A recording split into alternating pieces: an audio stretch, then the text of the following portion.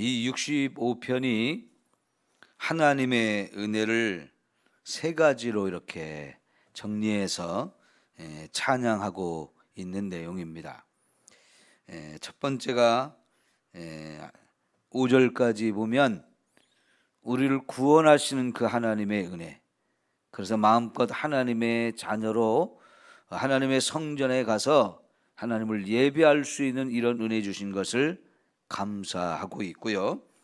6절부터 8절까지는 이 세상 모든 만물을 하나님이 창조하시고 또 다스리시는 그 은혜를 찬양하고 있고, 9절부터 마지막 절까지는 특별히 저와 여러분의 일상생활 속에서 필요한 모든 것을 공급해 주시는 하나님,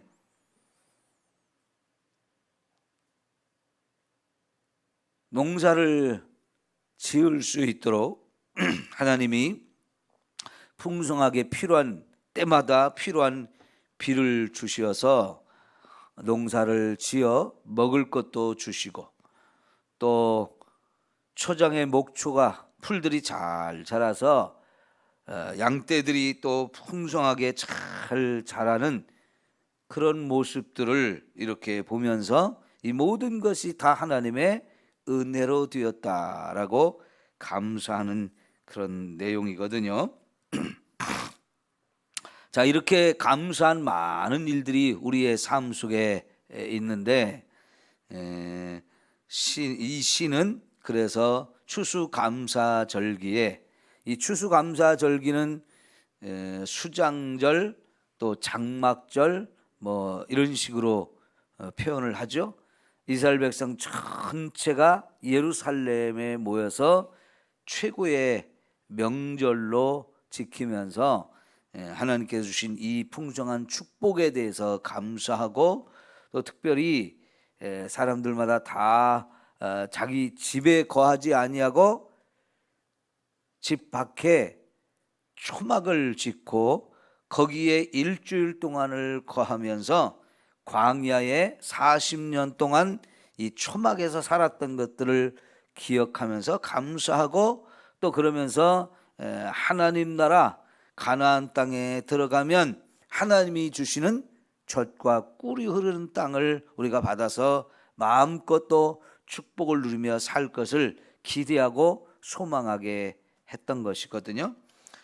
이런 절기를 맞이하면서 함께 이 노래를 부르면서 영광을 돌리게 되는데, 1절은 그 예배를 드리기 전에 찬양대와 온 백성들이 찬양으로 영광 돌리고 자기들의 소원을 하나님 앞에 이제 이행할 것을 설레는 마음으로 준비하고 기다리는 모습이라고 했고요.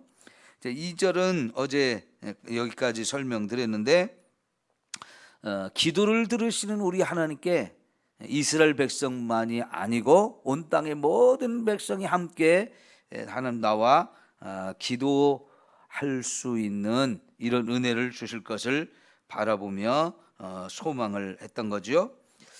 이제 3절 보면 죄악이 나를 이기어 싸우니 우리의 허물을 주께서 사하시리다 그랬습니다. 우리가 죄를 안 짓고 세상에 살고 싶지만 늘 보면 여전히 죄를 계속 짓고 사는 어리석은 인생, 부끄러운 인생인 것을 고백할 수밖에 없는데요. 이런 죄를 하나님이 용서해 주시는 분이다 하는 거죠.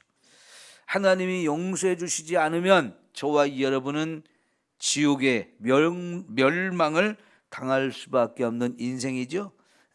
이런 죄 사함의 길을 하나님이 활짝 열어주셨다는 거 얼마나 감사한 일입니까?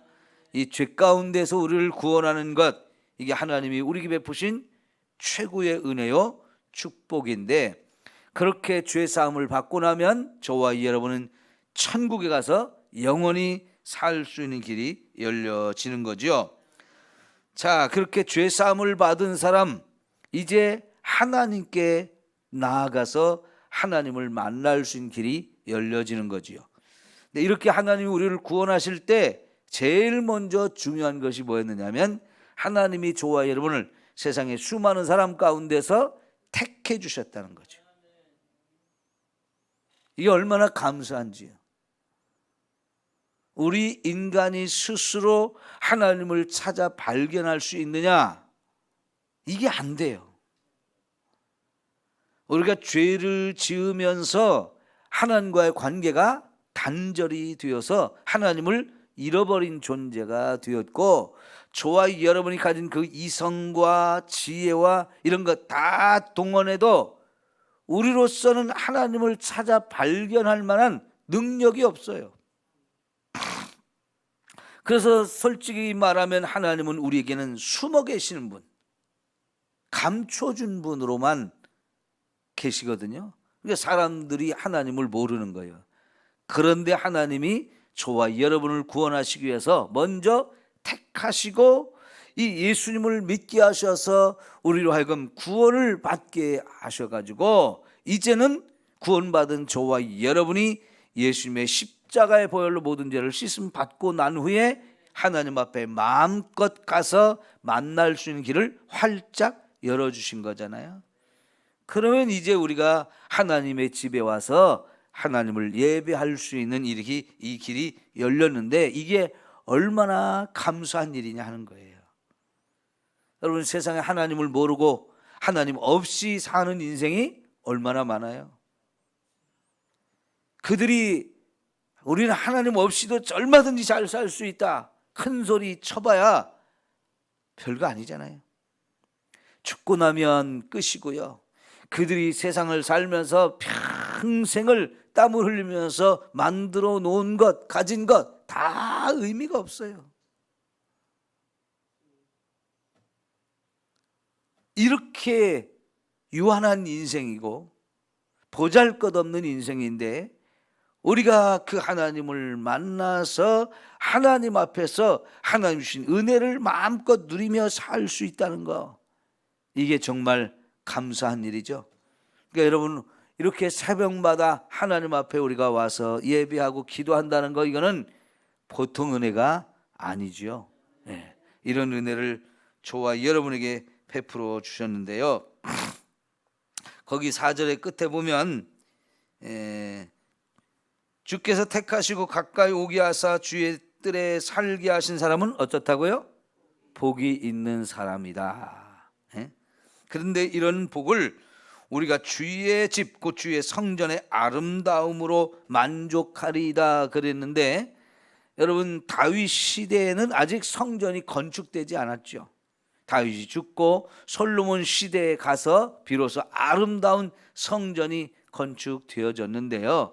그러면 여기서 다윗이 주의 집에, 주의 성전의 아름다움으로 우리가 만족하리다 그랬는데, 이거는 눈에 보이는 건축물의 성전의 아름다움을 말하는 게 아니죠.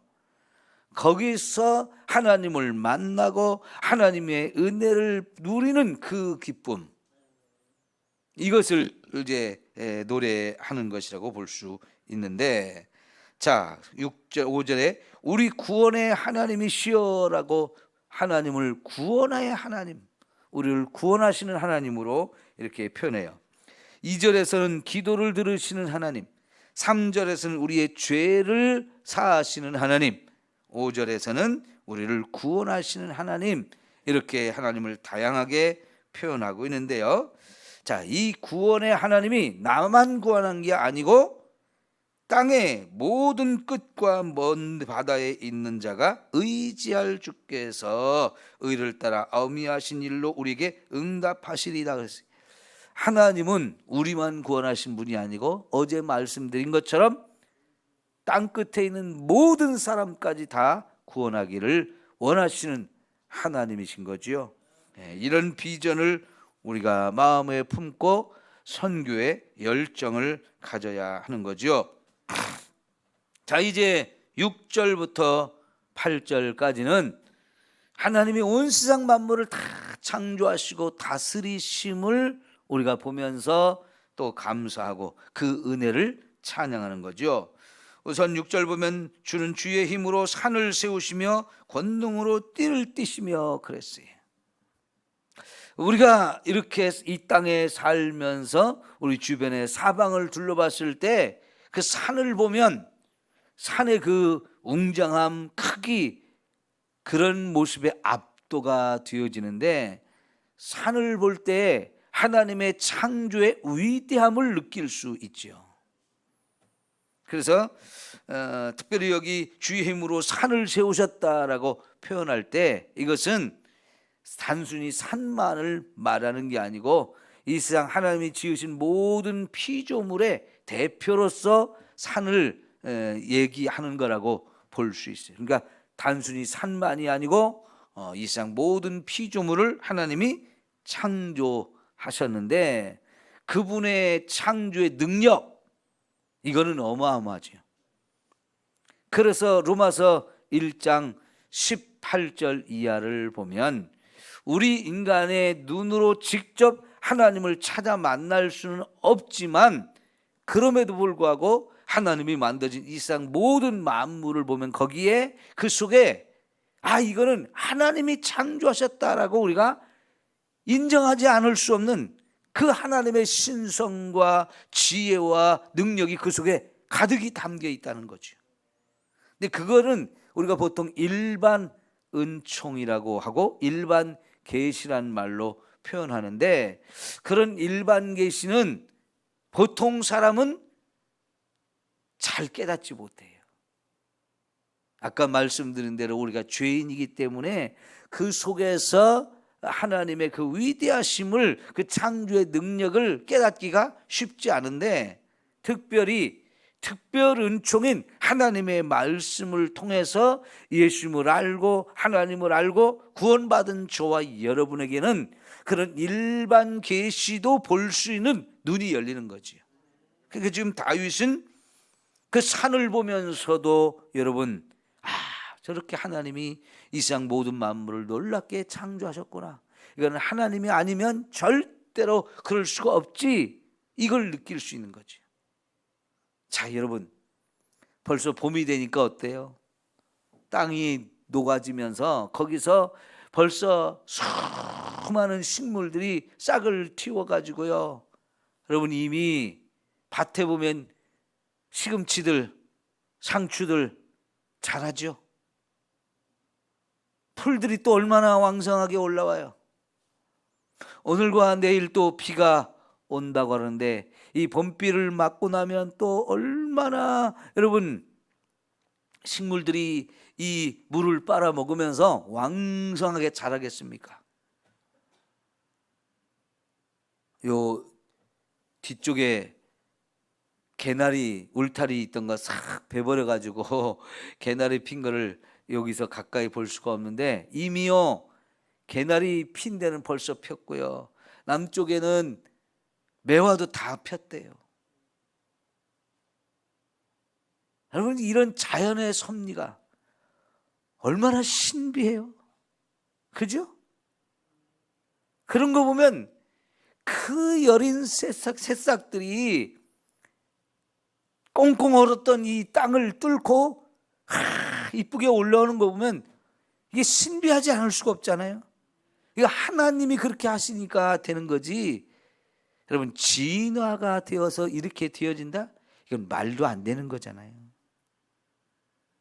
우리는 그런 걸 볼 때마다 이거 하나님이 하시는구나. 이제 우리가 사는 주변에도 꽃들이 필 텐데요, 야, 여러분, 그 하나님이 지으신 이 세상 모든 만물이 계절을 따라서 기가 막히게 이렇게 보여주는 모습을 보면 하나님이 다스리고 계시다는 거 우리가 충분히 느낄 수 있잖아요. 그죠? 자, 바다의 설렘과 물결의 흔들림과 만민의 소요까지 진정하시나이다 그러는데, 바닷가에 사는 우리가요, 저 바다에 쓰나미가 일어가지고 바닷물이 확 우리 육지로 역류한다고 한번 생각해 보세요. 그러면 이게 큰 재앙인데요, 하나님은 바다가 이 육지로 확 넘쳐오는 것을 막으셨어요. 요 혼산 앞에 있는 이 갯벌, 저는 그 부근을 이렇게 차를 타고 갈 때마다 이 갯벌이 얼마나 기가 막힌 하나님의 은혜로 만들어진가, 그리고 그것 때문에 그 속에서 수많은 생명체가 살고 바닷물이 정화가 되고, 그 가치는요 돈으로 계산할 수가 없어요. 저녁이 되어서 저녁 노을이 지는 걸 보면 그렇게 또 아름다울 수가 없잖아요. 요즘에 그 바닷가로 커피숍이 몇 개가 생겼는데요, 진작에 그런 게 생겼어야 되는데 그걸 늘 옆에서 보고 사는 사람들이 그 가치를 제대로 못 느끼고 아름다움을 제대로 못 느끼고 있다가 이제 찻집들이 생기고 거기 손님들이 많은 걸 보면요, 이제 그 가치를 조금씩 느끼는 거예요. 여러분, 이런 거 하나하나를 볼 때도 우리가 그냥 보면 안 돼요. 정말 이게 하나님이 지으신 너무나 아름다운 솜씨와 능력으로 만들어졌다는 것을 우리는 보면서 감사하고 찬양하며 또 그것을 같이 누릴 수 있는 그런 마음을 가져야 됩니다. 그래서 땅 끝에 사는 자가 주의 징조를 두려워하나이다. 주께서 아침이 되는 것과 저녁이 되는 것을 즐거워하게 하시며. 자, 보십시오. 아침이 되고 저녁이 되는 것을 뭐하게 하셨다고요? 즐거워하게 하신다는 거예요. 아침이면 또 새날을 주셨으니까 또 힘이 넘쳐가지고 오늘 하루도 기쁨으로 살자, 굿모닝 하면서 일어나서요, 또 하루를 열심히 또 살 수 있는 힘을 가지고 일어나는 거지요. 저녁이 되면 하루의 일과를 다 마치고 나서 하나님 또 감사합니다. 집에 들어가서 또 가족과 함께 쉬고 그렇게 또 단잠을 잘 수 있는 이런 시간을 주신 거 생각하면 또 얼마나 감사해. 이런 거 하나하나를 우리가 느끼면서 즐거워하고 감사할 수 있다는 거, 이거 자체도 하나님이 주신 마음이라는 거죠. 그런데 여러분, 아이고 아침에 일어나면서부터 아이고 시작해가지고 저녁에 또 하루가 지나면 이렇게 또 하루 갔구나, 아이고 이러면서 끝나는 이런 인생이라면 고장난 거예요. 마음이 고장난 거예요. 왜요? 하나님은 그걸 즐거워하게 하셨다고 그러잖아요. 즐거워할 것을 즐거워해야 되는데 즐거움을 못 누린다. 이거는 우리 마음이 고장난 거예요. 우울하고요, 외롭고요, 짜증나고요, 불평이 일어나고, 그러면 그 인생을 지금 제대로 정상적으로 살지 못하는 거지요. 여러분, 어떤 사람들은 집에서 개나 고양이를 키우고 있는데 그 개나 고양이가요 한 집에 살면서도 계속 으르렁거린다고 해보세요. 아니 저놈이 나한테 무슨 불만이 있어가지고 왜 자꾸 으르렁거리는 거야? 내가 먹을 것도 매일 주고 오줌통도 다 치워주고 청소도 해주고 목욕도 시켜주고 산책도 시켜주고 다 하는데 뭐가 불만이야? 키우면서도요 그거 이쁘겠어요? 짜증나겠어요? 에이 저놈 갖다 팔아버려야지, 치워버려야지, 이런 마음 들지 않겠어요? 개들도 아침에 일어나면서부터 막 와가지고 그냥 좋아가지고 달라붙어서 안아달라고 이뻐해달라고 막 이러면 그 얼마나 이쁘고 사랑스러워요. 우리가 이 세상 살 때 하나님 생각하면서 하나님 이렇게 이쁘게 창조해 주셨네요. 하나님 이렇게 좋은 날 주셔서 감사하네요. 오늘 이 봄에 또 비를 주신다니 감사하네요. 늘 이러면서 살면 하나님 보시기에도 얼마나 이쁘겠어요. 지난 겨울에 눈이나 비가 많이 오지 않아서 어쨌어요? 가뭄이 심했다고 하잖아요. 그나마 이제 봄이 되어서 하나님이 이렇게 또 비를 주시니 모든 만물이 그 하나님 주신 물을 먹고 소생할 수 있으니 얼마나 감사해요. 겨울 가뭄이 심해가지고 결국은 산불이 나니까 어마어마한 피해를 입었잖아요. 하나님이 이렇게 우리에게 은혜를 주시지 않으면 우리의 인생은 하루하루가 힘겨울 수밖에 없어요. 그러나 하나님이 저와 여러분의 삶에 풍성한 은혜를 주시기 때문에 우리가 하루하루를 살게 되는 것이고요. 그 하루하루 이걸 얼마나 우리는 감사해야 되는지. 저 김제에서 사시다가 경기도 화성으로 이사 가신 김성자 집사님이라고 계세요. 우리 성경 공부할 때 계속 오셔서 같이 은혜 받으시던 그 집사님인데, 김제에 사실 때 일회용품 공장도 크게 하시고 마트도 크게 하시다가 부도가 나서 정말 힘들었어요. 그러다가 평택에 있는 같은 공장 하시는 분이 자기 공장에 와서 좀 일해달라고 해가지고 거기 가셔가지고 이제 영업부장 일을 하시면서 하나님이 그때부터 이 남자 집사님에게 믿음을 세워주시는데요.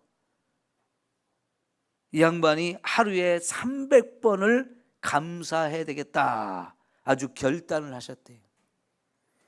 그러는 300번을 자기가 감사하기 위해서 세면서 감사를 했대요. 여러분, 300번 감사하기 쉬운 일 아니죠. 그런데 아이가 의도적으로 300번을 채우려고요, 그거 세면서 계속 감사를 하면서 살기 시작했더니 하나님이 축복하시는데 은혜를 쏟아 부어주신 게 너무나 커가지고 믿음이 확 자랄 뿐만 아니라 그 영업부장으로서 일을 하는데 하나님이 엄청나게 축복을 주셔가지고 3년도 안 돼서 그 회사 매출을 3배로 키워놓으신 거예요. 몇백억 회사로 키우게 된 거예요. 그런데 300번 감사를 계속 하다 보니까 이제는 내가 세지 않아도 몇백 번의 감사를 하루에 하면서 살게 되었다는 거예요. 이 양반이 막 만나니까요, 신이 나 있어요. 그러지 않겠어요? 이 세상 모든 일이 다 감사로 보이는데 그 자체라도 신날 거 아니겠어요?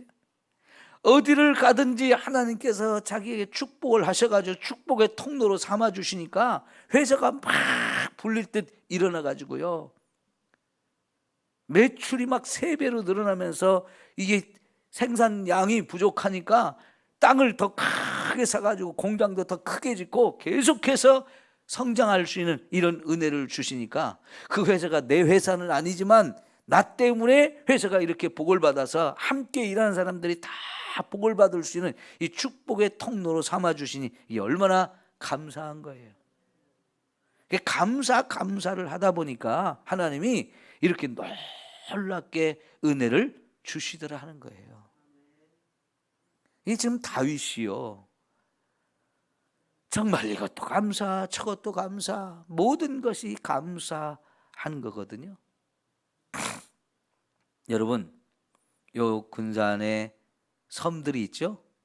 거기에 가면 선유도라고 하는 섬이 참 유명한데 그 섬을 더 유명하게 만든 분이 누구냐면 그 선유도의 성결교회 목사님 사모님이 시나 글을 잘 썼어요. 수필 같은 걸.